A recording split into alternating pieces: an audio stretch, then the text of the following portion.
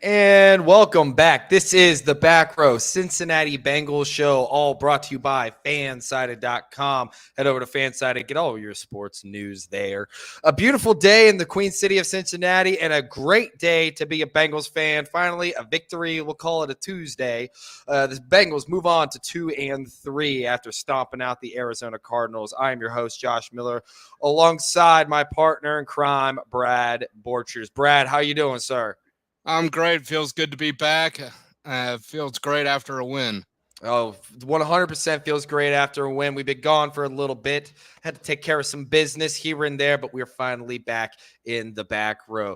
If you are joining us live on Twitter, we want to say thank you very much. If you would like to comment, be a part of the show, we love it. Go ahead on over to YouTube. You can watch the Back Row Cincinnati Bengals show from YouTube. Comment. We will read it on air, answer any questions, or if you just want to tell us how terrible we're doing, we love that too. So head on over there. And Brad, let's just start right out the gate. Takeaways from the game. What'd you think? It was finally nice to see Joe Burrow do Joe Burrow things. That's right. I think Ivy is going to be a stud. Yep. That's going to be a steal, and I mean everybody's talking about Jamar, so we can dive into that. But it's amazing what happens when he complains a little bit. Complained a little bit before the Rams game. Yep. They schemed him into the game plan. He complained big time before this game, and they schemed him. Yep. Don't wait for Jamar to get upset, Brian Callahan. Scheme it. There's no reason why he can't get 10, $130 every game. Every game. He is, I mean, he's 7-11. He's always open. I will say, Jamar Chase does break the all-time Bengals record for most receptions in a game with 15 receptions, 192 yards, and 3 tutties. He was open every play. He backed up his talk, because that was one of the things where, I like that he was fired up. I didn't have a problem with the comment because I love the confidence with it. However, I disagreed with him. I was like, well, you're not really that open all the time. Now we saw it. I'm like, all right, he shut me up pretty quickly. He was open pretty much every time. Well, and it goes to scheme. If you're just going to be running 9 routes, then yeah, he's going to get covered up, right? Or or just little hitches, stuff like that. But they schemed him. They schemed him open, and his God-given ability just made him even more open. I mean, he was getting double, triple teamed. It didn't matter. Yeah. I loved watching. I have one play in particular in my mind in which the Bengals ran Tyler Boyd and Trent Irwin on a streak pattern, and they had Jamar come across the middle. Trent Irwin and who did I just say? Tyler Boyd. Tyler Boyd sprinted out. They basically picked off every single one of the cornerbacks, got Jamar Chase wide open for a 5-yard route, ended up turning into a 20-yard gain. I mean, that's just kind of what you have to do. You have to find ways to get him open. And Zach Taylor, you know what? He answered the bell. This was a much better called game. I think having Joe Burrow be a little bit more mobile definitely helps out with that. Joe Burrow also, while his stats were pretty impressive, the biggest stat that I saw from Joe Burrow was the fact that he threw his longest ball through the air in his entire career. His entire career was a 59.1 yarder to Jamar Chase on that deep ball. And that was a beautiful sight to see, to watch that deep ball go down. Yeah, absolutely. It was reminiscent for us older guys. That looked like a Jeff Blake bomb. A Jeff Blake bomb. Bringing out Jeff Blake. I didn't know he'd get a call out in the first part of the show. He had the prettiest deep ball in the NFL for years. Mm-hmm. No, it was an impressive offensive scheme. And good things happen when you run the ball 22 times with Joe Mixon. The deep ball was nice, and he eventually got sacked on that 3rd and goal play. Yeah. But Burrow's eluding the sack and keeping it alive was a sight for sore eyes, even though the end of the play wasn't what we wanted. And there's a few instances during the game hey, I like the call, it just didn't work out. And we're both stable enough fans that we get it. Right. Yeah. Right. It's not going to work every time. Exactly right. Because you can only go hindsight 2020 for so long. And, we talked about it. It's like one of the things that you had with Zach Taylor is being too conservative. Well, if he goes for it on a 4th down and he doesn't get it, you can't be like, well, why did you go for it there? I had no unless it's problem with like that. really stupid. Right. Exactly. You had no problem with it. It's just defense made a play is what it is. That's football. That's going to happen. Mhm. But Bengals still come out with a win. I was very impressed. I'm going to go defensive side of the ball here. I was very impressed with DJ Turner. That man was he was Mhm. stepping up, making plays. He looked like an NFL player out there. And finally, which I'm excited for him. Yes. No, we're going to have to make some more hard cap decisions. Yep. This offseason, and DJ Turner is going to make one a little easier with the Cheetos situation. Yeah. And Cheetos' health is now a question mark if he's missing a game with a back. Not to mention a repaired knee. Right. So, but these tough decisions, they're coming up. Yep. And good football teams have to make tough decisions. So, Right. Yeah. It's nice to see this draft class so far, and it's still way too early. It is looking like a good class. Right. Right. It's looked like they made the right decisions.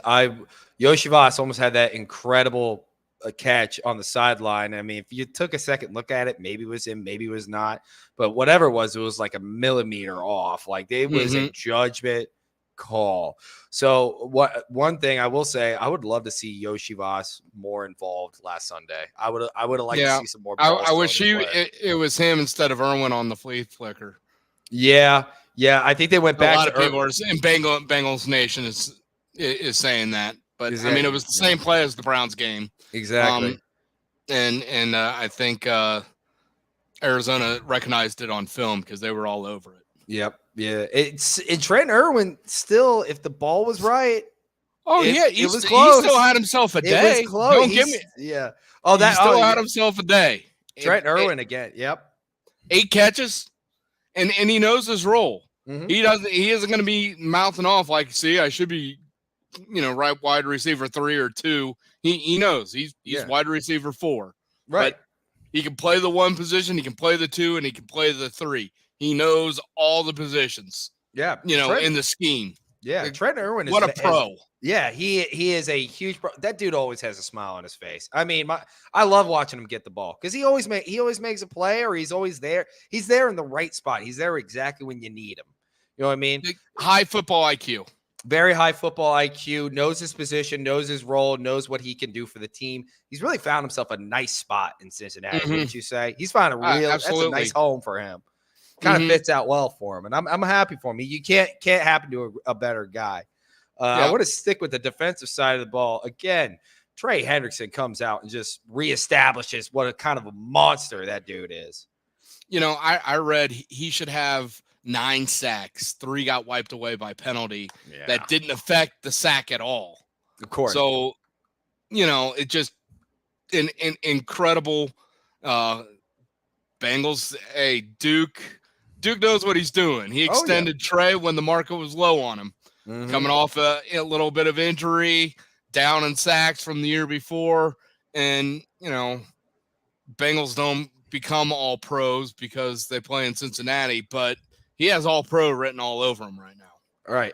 Absolutely. I mean, and with the defense so young, you're going to have those standouts who are going to be there, right? Without Von Bell and Jesse Bates, those young guys. Well, I will say, very promising on the defensive side of the ball. There's still miscues, still miscommunication, still guys in the wrong place.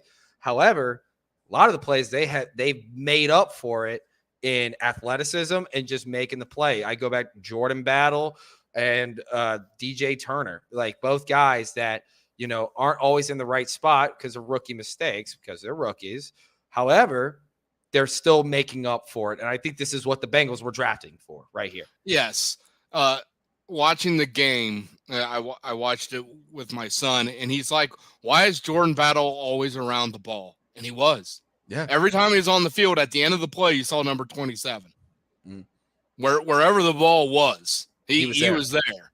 The run play, pass on the other side of the field, he is a ball hawk.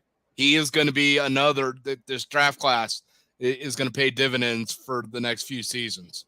Yeah, absolutely. I mean, you nailed it right on the head with that. I mean, Jordan Battle, like you said, just Why is he always around the ball? Is because that's what he brings to you. He's going to track the guy down. He's not going to give up. Physically, he's a freak.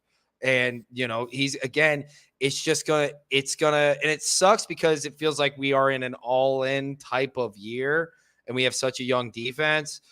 It's going to take some growing pains to really get him into it. But he's got a bright future here in Cincinnati, and Louis Anarumo is going to have him on the right track. Mm-hmm. Oh, yeah. Absolutely. No, and because the Bengals took such a risk going so young on an all-in year, it keeps the window open longer. Right.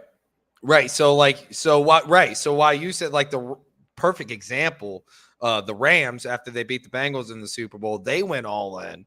Now they are looking pretty good this year, but they had to rebuild last year. They were statistically the worst team to ever win a Super Bowl the year prior.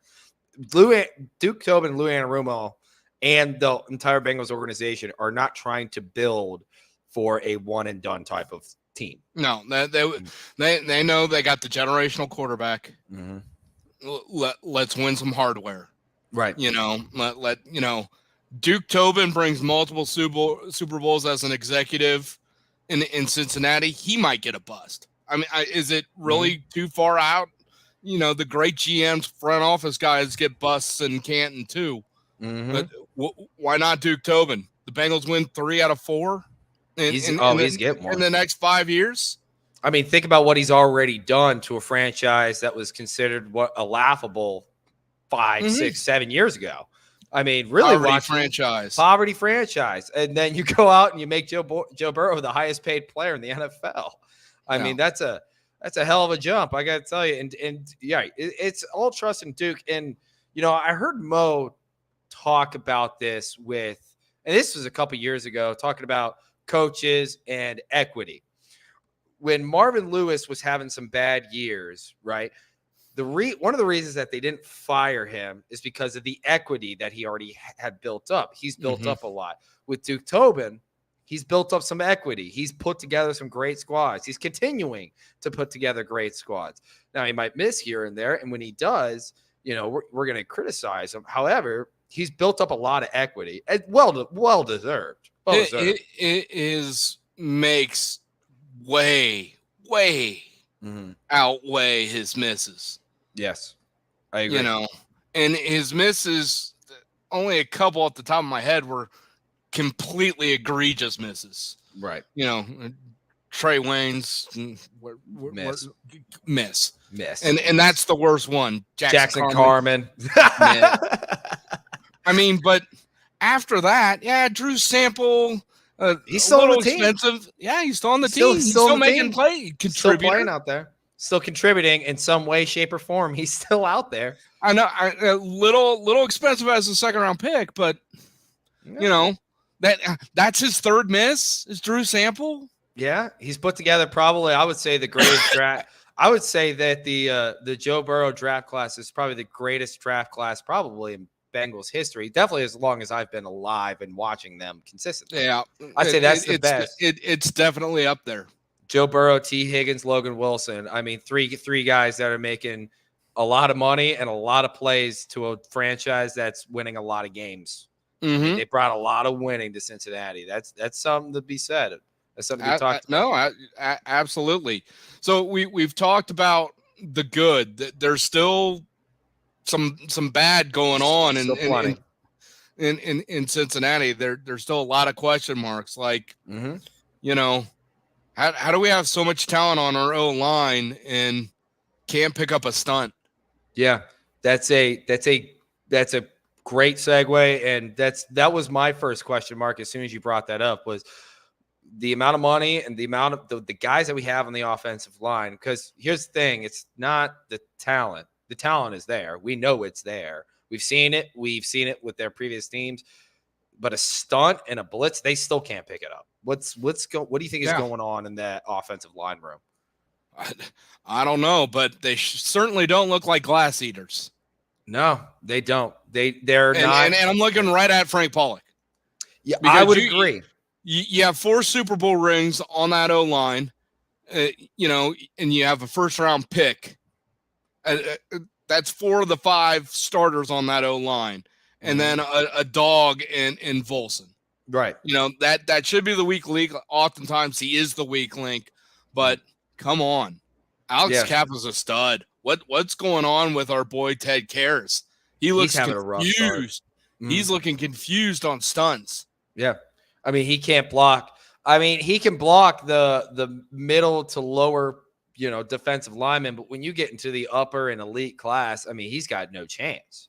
He's got zero chance. He was a liability at Tennessee. He was. He had a terrible game. And it was good to see the running game get going, and maybe that'll build some confidence in there.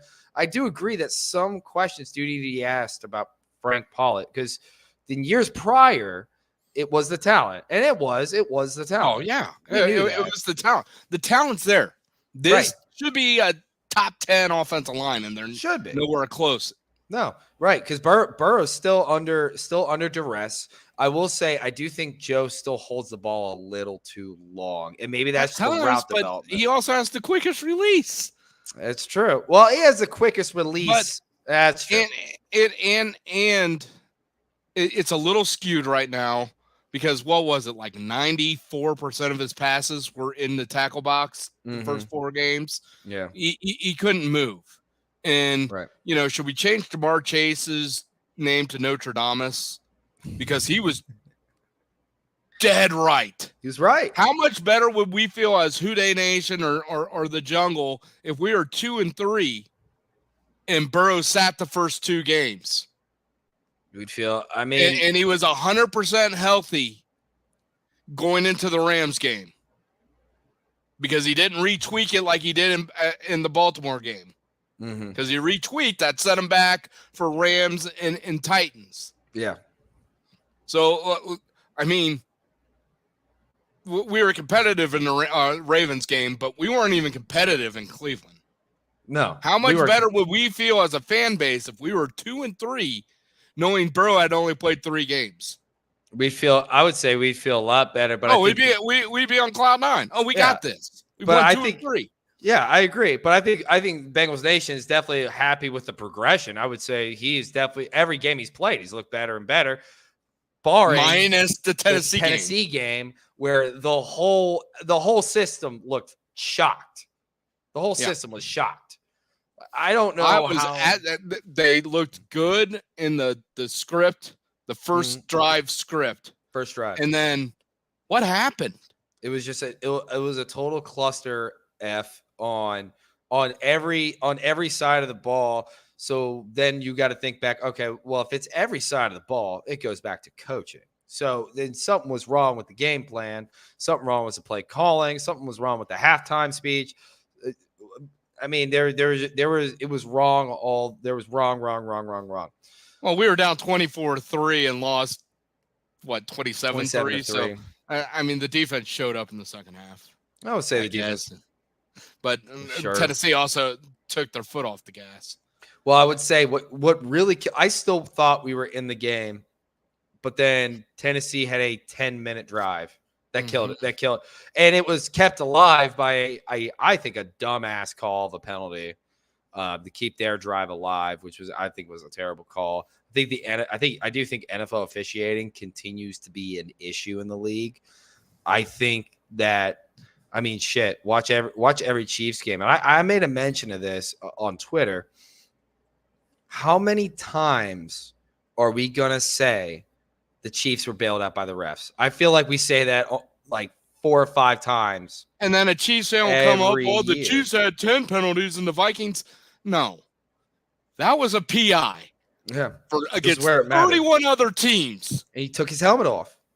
Yeah. And then you see the official do this, and Mal, put your helmet back on. In the critical moments when you do something bonehead, that's when you need to be penalized the most. Mm-hmm. Yeah. First quarter, tell him to put his helmet back on, whatever. Right. But keep it going. That was the ref's decision to eat a flag or throw a flag directly resulted in the outcome of the game. That's correct. Right, and that's because the first biggest and play. goal from the 1, if the PI would have stood. Mm-hmm. First goal at the 1, and the Vikings got a chance to score. I think that the Chiefs are becoming. I thought they were pretty hated last year. I think they're becoming even more hated, and honestly, Well, as they should. It's as they should, and As they we would should. love if the Bengals were this hated. That's true. But it's the slobbering of the of the commentators over, and Patrick Mahomes could do a terrible read, overthrow the receiver by 20 yards. Oh, just look at the arm strength, blah, blah, blah. When he did the jump pass out of bounds in the preseason, it fell incomplete, and people were raving about it. We're like, Joe Burrow did that in the playoffs for a touchdown. Give me a break. Give me a break. And then this Taylor Swift stuff. I get the NFL. Put her on the screen as much as you can. It opens the league up to a whole new audience. Dads can watch games with the daughters who are Swifties. I get all that. I do. But the 2-0 since Swifty or whatever, since Taylor Swift on the NFL's header on their Twitter page, then okay. It's yeah, right. Do you know what is it? Jamel Hill? Do you know her? Oh my God, I wish I didn't. I'll be honest. I wish I like her. She had a good. Brad. What? Don't tell me you're a Jamel Hill guy. All right, we're getting off top. She thinks Travis and Taylor is just a publicity scam. You like that take? I didn't say I didn't. I didn't say I didn't. I will say that Travis's girlfriend before Taylor Swift was way hotter. It wasn't even close. I will say that. If you go back and look, Travis downgraded. Not in money, I'll tell you, not in wealth. Now as a Bengals Bearcat guy, yeah. The emotional tug of war you must have with Travis Kelce. It must be agonizing for you guys. Agonizing. It is. And I'm glad you brought this up. And we'll get back to the Bengals here. We both have ADHD pretty badly. The tug of war could not be worse. I think, especially right now. Yeah. I think it's just separating the person from what he has done for the university, and what he's done is quite a lot. So that's all I got to say. I just got to keep thinking that in my head. And I will say it does make watching the Chiefs and dealing with all that Taylor bullshit a little bit easier, because like, okay, at least like it's a UC guy. At least it's a Bearcat. At least, yeah. So anyway, at any rate, let's get back to the Cincinnati Bengals here. Offense, let's go back to question marks. So offensive line definitely one. I will say on the defensive side of the ball, I still think that's secondary. I mean, I still have. They are still not. That was going to be a question mark all year, and they're improving. Right, they are improving. However, they improved against the Cardinals. We do have to throw that in there. Who've been playing good ball? And Josh Dobbs. Been playing good ball. Yeah. And Josh Dobbs. They've been playing good ball. I mean, the secondary did account for a touchdown, Cam Taylor-Britt, which we knew as soon as we drafted him, he was going to be a stud. Everybody knew that one. We all knew Cam Taylor-Britt was going to be another Duke Tobin steal. Right. He's probably going to, if he doesn't become it this year, he'll become it next year. He's going to be a captain. He'll be a captain, and then he'll get signed again. And I'm excited, and I'm excited to see that, and I'm all for that. I think he's going to be he's a Pro Bowl caliber type of cornerback. Even though he's not there yet, he'll get there. With that, I still think with a championship caliber team, as we thought going into the season, you can't, if you expect to get to where you want to go, especially with this team, the expectation is get to the Super Bowl. That's the expectation. Then from there, it's a football game. Yeah, it's right. And then from there, it's a football game. You can't have so many miscommunications on that defensive side of the ball. You will get killed against elite teams. I mean, we let Ryan Tannehill dice us up. It's just diced us. And you're gonna hate this because we disagree on this. You are a don't take the preseason serious guy. I firmly believe that the Bengals need their starters to do more reps in the preseason. Get those 4 DBs out there so they can start talking. So, Jordan Love, he goes bananas against them. Who cares? It's the preseason instead of Lamar Jackson in week 2. Yeah. We I know you're okay. Give him the baseball hat. He did one thing. Give him the baseball hat. No, let him series get like the pre-workout lather. Yeah. And I was thinking about this before the show. And I was thinking about the Jets. Okay. Baseball cap, Aaron Rodgers, all you want. Still 4 plays in, you lose them for the season. So did it matter if it happened in the dress rehearsal in preseason game 3 or 4 plays into week 1?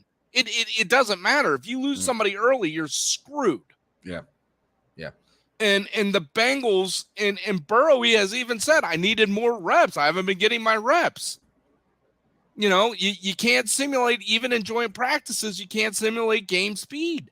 We don't take preseason seriously enough.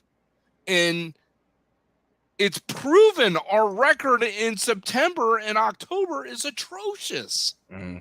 Right. It takes until now. I will say this. While I disagree with you on that earlier, I mean, we are seeing that down the line. We are seeing that down the line. So I can't say anything. I can't refute that anymore. I will say maybe I think with a secondary so young and that has just not built that chemistry yet. Not saying that it's definitely going to. You could tell we got the dudes. We got the guys. Oh, we got the dudes. We got the dudes. This secondary's, while this year they're going to take their growing pains. As you said, it's game speed, it's communicating on the fly, which is huge, especially with chemistry, and being in the right spot. So I will say, I mean, you and I went back and forth about this a lot. I mean, we went back and forth about it last year and the year before. How long we've been, how long we've been friends. Yeah, and let also with the secondary, their supposed free agent captain Nick Scott has been MIA. Well, they took him out because Jordan Battle beat him for the job.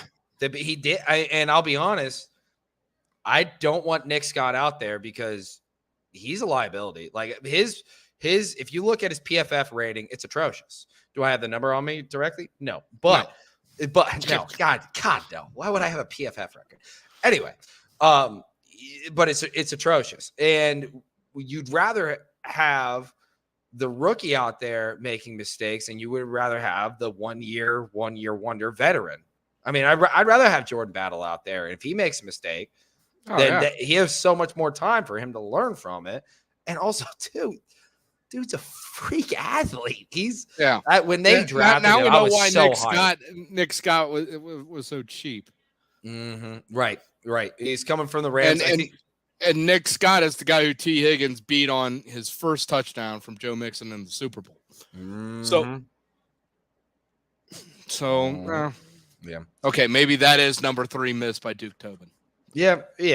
But we'll but Duke Tobin's built up the equity, so you gotta allow some misses. It's just that's just sports. Oh yeah, and it was it's a 2-year deal, 1.8 a year. He could be a backup quarterback. At that price, he can be a backup safety. Yeah, he can be a backup. All right. So then here was one thing I took away from the Tennessee game and a little bit of Arizona, and they finally went away from it during the Arizona game.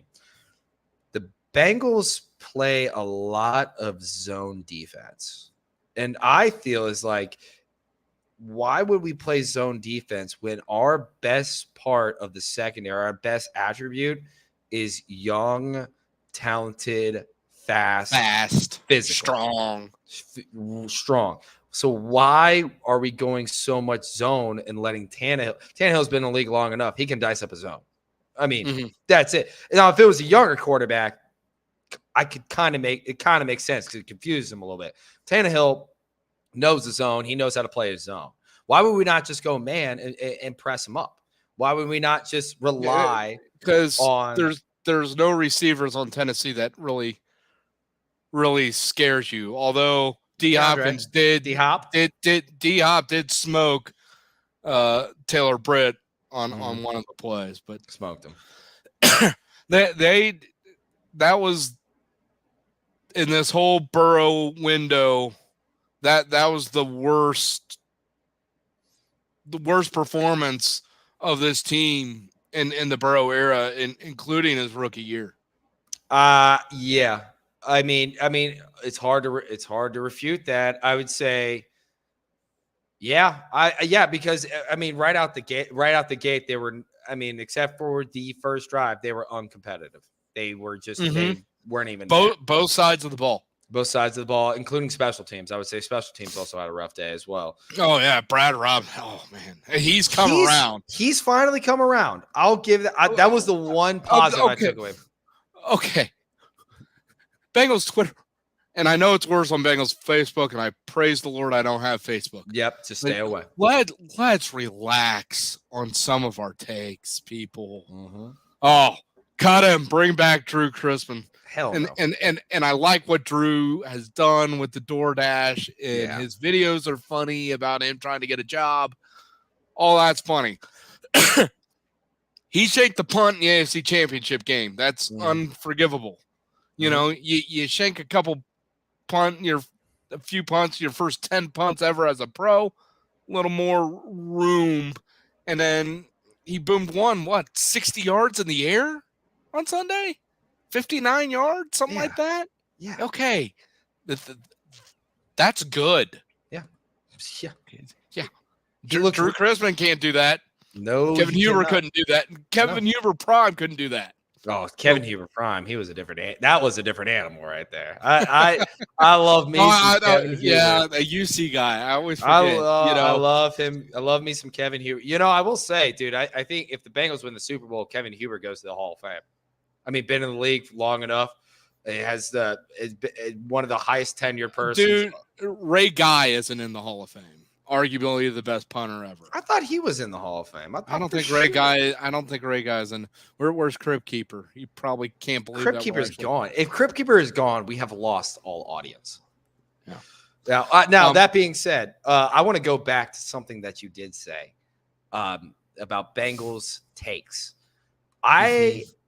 Last week, I felt the need because I was seeing it all over the place. I felt the need to come on here and say everybody needs to stop punting on the season.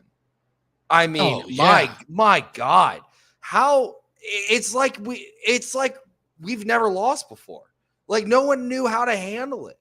I'm like, yeah, it's the NFL. You lose. We just happen to lose early. It sucks. Doesn't mean this team is dead. We were just calling Super Bowl 5 weeks ago.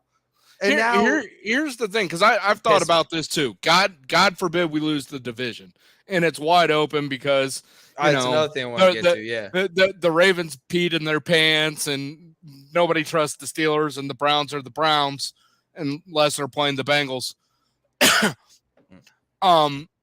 So the division's still wide open. But if we sneak in as the 6th seed, okay, and we have to go to Buffalo in the wild card round, are we really scared to go into Buffalo for a playoff game?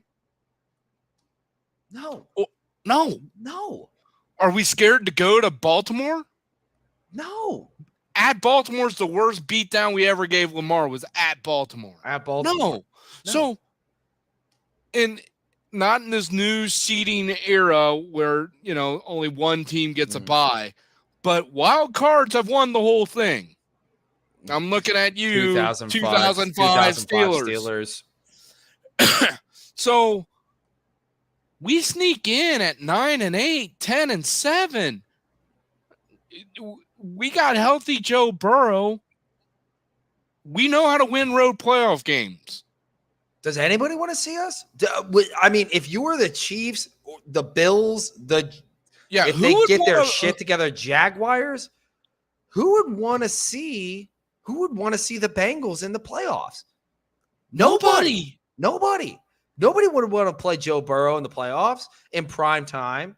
That's when they play their best. They play their best game when the lights are the brightest, which is something that I got to say, this new Bengals culture, they play their best in the prime time.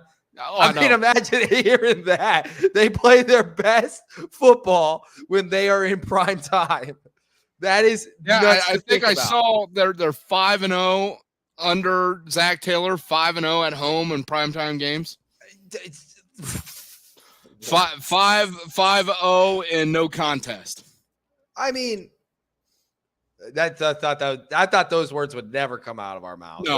But here we are. They play their best games in the prime time. And I'm proud of us for both not saying the cliche take that has been so overused now. I hate it. What is it? I didn't have that on my bingo card, but here we are. It was funny the first 1,000, 2,000 times I read it. Yeah. But now it's everywhere. Oh, I stubbed my toe this morning. Didn't see that on my bingo card. And here I am. Call him out, Brad. Call him out. Jesus Lord. I've had enough of the Bengal fans that are so irrational when a loss happens. Everybody, it's fire everybody. Taylor has to be on the high. Talk about somebody who has equity.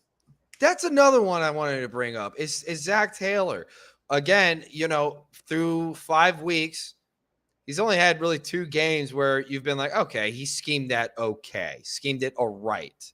Hasn't schemed a great game, hasn't schemed a good game, schemed it all right. Other 3 games, schemed it terribly. However, Zach Taylor has also gotten us to a Super Bowl. Zach Taylor also went back to the AFC Championship game that year. Probably should have won it. He's out-schemed Andy Reid. He's out-schemed Sean McVay. He's out-schemed Sean McDermott. Yeah, Sean McDermott in Buffalo. He's done it. So what? I get it. Like, it sucks to lose, but no one needs to get fired. One thing I did see, I've been saying this for a while, I kind of fell off of this take. Now I'm still kind of looking at it. Should Zach Taylor give up play calling? To who? You would have to say Brian Callahan, right? I'm just asking. I'm asking you, do you think Zach Taylor should give up play calling to Brian Callahan? What do you think? I don't know if I trust Callahan enough.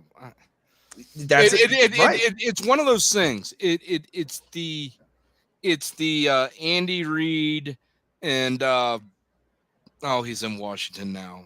Who was Eric Bieniemy? Eric Bieniemy thing.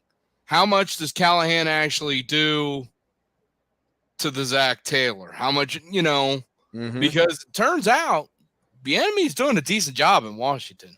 At offensive coordinator. Offensive coordinator, not a head coach. Calling the plays. As a play caller. Right, exactly. As a play caller. That's what I'm saying. I don't think it would hurt to hear a new voice. Let's see how things go in Seattle going into the bye, because the bye is where you would make a change like that. Mm-hmm. Right. I think this game against Seattle. Seattle is going to be huge. And I got to tell you, it's not a season-defining game. But it is a game. It's a really nice to have. If we want the division, we need this game. Mm-hmm. If we want to sneak in a wild card, it's not as important. Right. And this team wants a division title. They want to go 3 in a row. I mean, shit. They definitely do. Yeah. Yeah, they definitely want. Going back to my first point, if they were ready to play week 1, then we'd have a chance at home field. But we can kiss the 1 seed goodbye unless we win out. Well, let's hold on a brief moment there, Bengals Twitter Brad over there. Can we so let's say the Bengals go out and they rattle off, they go 14-3. They're getting the 1 seed. Yeah. Then say I don't see them going 14-3. Not a whole lot of play. Not pretty much nobody does, but they can still happen. I watched this team rattle off 8 straight wins last year. Yeah. I watched them start out terribly and then pretty much went out down the stretch, except for a couple here and there. I mean, to say, and we kept saying over and over again, this is probably the best team the Bengals have had, including their Super Bowl year and including last year. So why can those teams do it, but this one can't? Because the competition has gotten better. The whole AFC, the AFC as a whole has gotten better. Jacksonville's no slouch. You know, I'd say that, but you're up against the NFC West. So we still have San Francisco. We still have Seattle. Yeah. San Francisco. I mean, thank God we're seeing them after the bye. I will say, thank God we're seeing them after the bye. And a lot of people are saying the Bengals might be the only team that can beat them. Yeah. With how the rest of their schedule looks. Mm-hmm. So let's think about this. So I do want to dive in a little bit more into the AFC and the AFC North as a whole. I know you said that the competition's gotten better. I'll be honest, there is nobody in the AFC that has truly taken me away. I would say Buffalo is getting there, but Buffalo has a lot of flaws, and they're apparent. What the hell is going on? Let me ask you, what the hell is going on in Jacksonville? What is going on there? They look terrible. Then they go and beat Buffalo. Then they go and beat Buffalo. Right. They go and beat Buffalo in London. What the hell is going on? We've talked about this before. They have the most similarities to the Bengals Super Bowl team. Mm-hmm. They still don't know how to win consistently in the NFL because it's hard.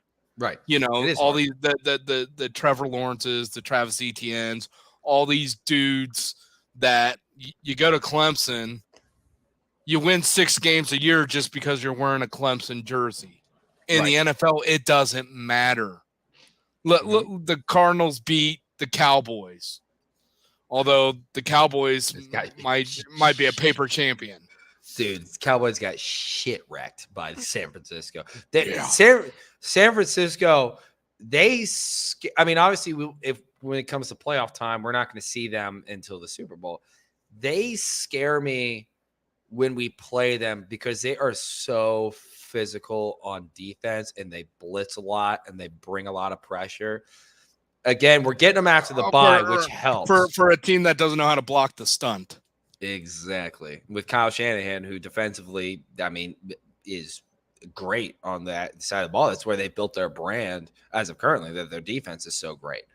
But I'll be honest, there's nobody in the AFC that really scares me. Again, Buffalo has gotten there, but then they lose to Jacksonville, and they lost to the Jets. Well, Chiefs plus the 12th man scares me.